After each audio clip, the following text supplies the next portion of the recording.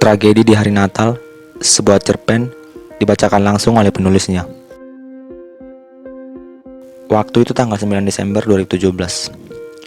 Semua murid tampak bersiap untuk latihan persiapan acara Natal di suatu gereja dekat sekolahku. Saat itu aku dan Rahel sudah duduk di kelas 12 SMA. Jadi, ini adalah Natal terakhir untuk kami. Setelah selesai latihan, Rahel menghampiriku. "Rey, sebelum pulang nanti temani aku ya ke tukang jahit.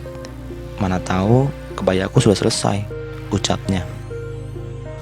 Aku sempat mengeluh karena aku juga buru-buru mau menonton acara bola. Ya udah deh, iya. Tapi nanti jangan lama-lama ya," ucapku. Kami pun sampai di tempat tukang jahit. Aku menunggunya di ruang tunggu. Sekitar 15 menit, Rahel keluar. "Aku kelamaan ya?" tanyanya sedikit tertawa. Dengan nada yang kesal, aku menjawab, "Yaudah ya cepat, aku antar pulang. Entar keburu selesai acara bolanya," ucapku.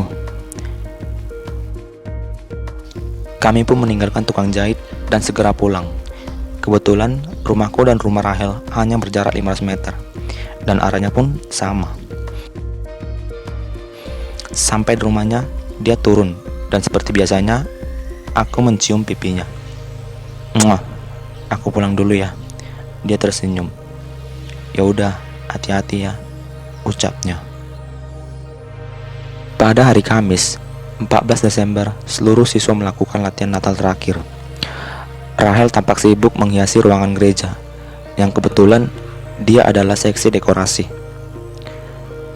Latihan terakhir ini sebenarnya dikhususkan kepada panitia untuk mempersiapkan acara besok, dan aku sama sekali tidak berurusan di situ. Aku hanya menemani Rahel saja. Aku sudah berpacaran dengannya baru 3 bulan. Namun, aku dan Rahel sudah sangat menyayangi. Setelah selesai mendekorasi ruangan gereja, tampak warna-warni menghiasi gereja. Rahel menghampiriku, dan aku memberinya botol minumnya karena nampaknya dia kelelahan menghiasi ruangan yang cukup besar untuk 350 orang besok. "Wah, ternyata kamu punya kemampuan terpendam juga ya. Bisa dong sesekali aku ajak ke rumah buat bersih-bersih rumahku," aku memujinya dengan candaan. Dengan pandangan sinis dia menjawab, "Kamu pikir aku pembantu kamu apa?"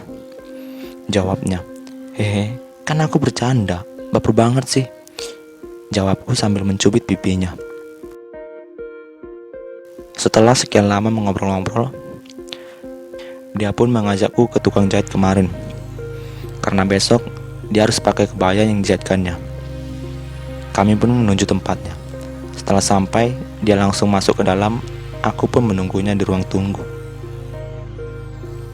10 menit kemudian, Rahel keluar dengan plastik putih. Ternyata kebayanya sudah selesai. "Wah, bakal ada yang jadi bidadari nih besok," ucapku. Dia pun tersenyum dan menjawab, "Ya jelas dong, soalnya bidadarinya kan besok ditemani pangeran tampan," jawabnya. Aku pun hanya tertawa kecil mendengarnya. Kemudian dia lanjut, ngomong-ngomong, pakaian buat besok udah kamu siapin kan?" tanyanya dengan perhatian. "Oh udah dong, kan banyak kemejaku yang masih bagus-bagus. Lagian, kan sebagai cowok aku gak mau ribet-ribet," jawabku. Kami pun meninggalkan tempat jahit. Dengan motor tua milik abangku, aku mengantarnya di depan rumahnya. Seperti biasa, aku memberikan kecupan selamat tinggal di pipinya. Hari yang ditunggu-tunggu sudah tiba. Dengan kemeja panjang warna putih dibalut dengan jas hitam milik abangku yang kebetulan pas dan cocok di badanku.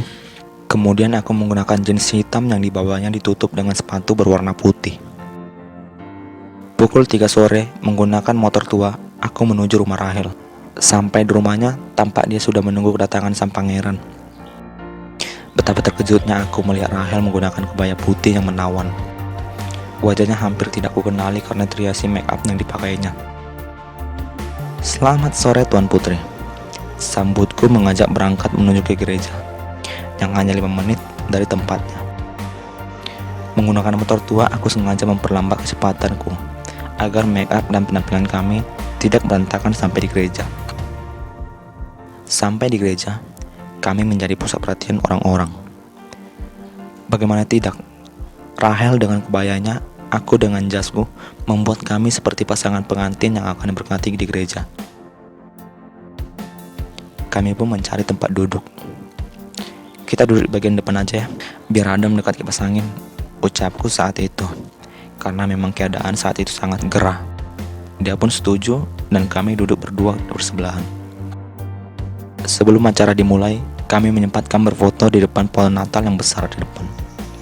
Lagi-lagi kami menjadi pusat perhatian. Kami berdua hanya tersenyum dan kadang tertawa kecil saat teman kami ada yang mengucapkan selamat ke kami. Pukul 5 sore, acara Natal dimulai. Semua menundukkan kepala sejenak, berdoa di hadapan Tuhan. Bersukacita atas lahirnya kembali Tuhan Yesus Kristus. Semua orang tampak semangat menyanyikan lagu-lagu pujian. Begitu juga dengan Rahel yang tampak mendalami hikmat ibadah Natal ini.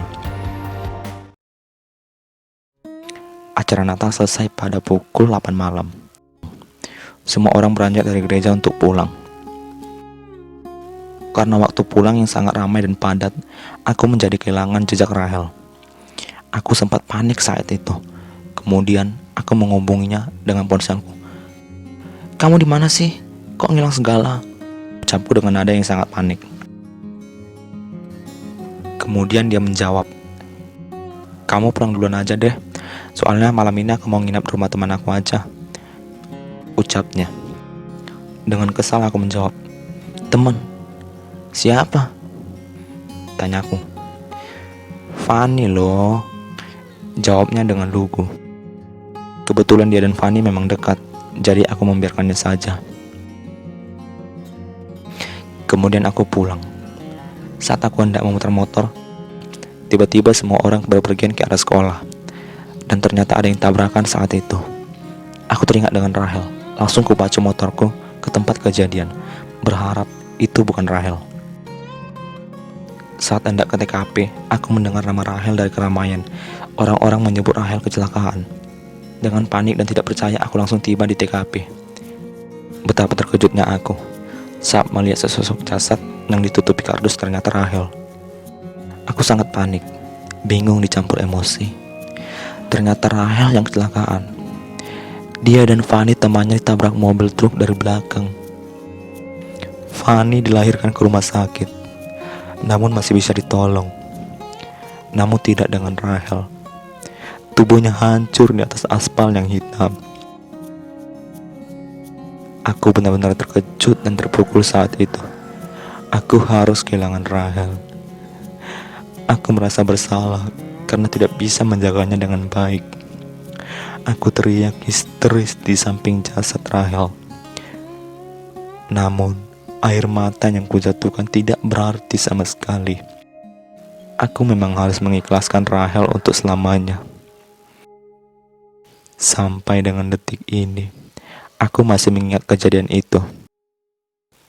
Aku benar-benar ingin mengulang masa-masa indah bersama Rahel. Latihan Natal berdua, ke tukang jahit berdua. Rupanya, acara Natal kemarin adalah Natal terakhir bagiku dan Rahel. Satu-satunya kenangan yang masih kusimpan dari Rahel adalah foto berdua dengannya di pohon Natal gereja. Foto itu menjadi saksi betapa dekatnya dulu aku dengan Rahel. Saat Natal seperti biasanya, aku selalu meneteskan air mata saat acara gereja. Aku selalu teringat dengan kehadiran sosok Rahel di sampingku. Aku benar-benar merindukannya. Namun bagaimana lagi? Aku harus bisa mengikhlaskannya selamanya.